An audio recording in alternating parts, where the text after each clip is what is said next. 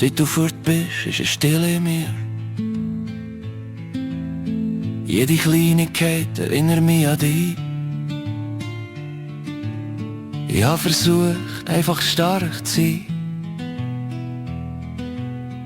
Aber ich hab gemerkt, so verlor ich mich.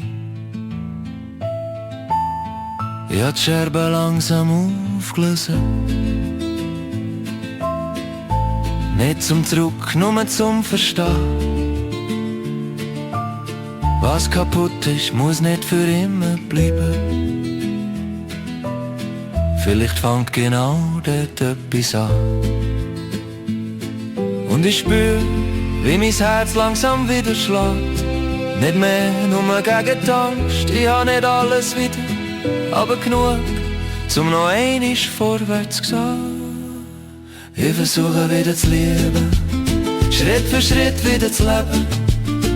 Ich versuche wieder zu lieben, bis ich wieder an Wunder kann glauben. Ja, ich versuche wieder zu lieben und ich lerne mich selber neu kennen. Ich versuche wieder zu lieben und vielleicht fängt genau dort alles an. Jetzt schaue ich wieder aus dem Fenster und im Regen sehe ich plötzlich Licht. Ich lasse nicht grad alles hinter mir, aber ich lasse nicht mehr zu, dass es mich zerbricht. Und wenn jemand meine Wunden sieht, verstecke ich mich nicht mehr dahinter.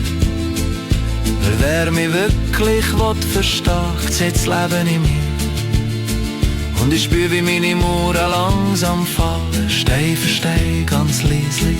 Ich habe Angst, ja, aber zusammen mit der Hoffnung fühlt sich das Leben wieder echt an. Ich versuche wieder zu lieben, Schritt für Schritt wieder zu leben. Ich versuche wieder zu lieben, bis ich wieder an Wunder kann glauben.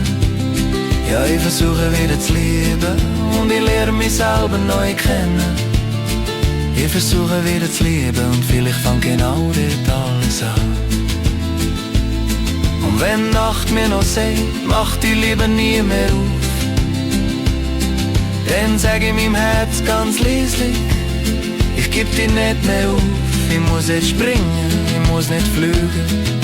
Es lenkt, wenn ich mich langsam drehe, weg von all dem, was mich klein gemacht hat, hin zu dem, wo ich wirklich bin. Ich versuche wieder zu lieben, Schritt für Schritt wieder zu leben. Ich versuche wieder zu lieben, bis ich wieder an Wunder kann glauben. Ja, ich versuche wieder zu lieben und ich lerne mich selber neu kennen. Ich versuche wieder zu lieben und vielleicht fängt genau dort an.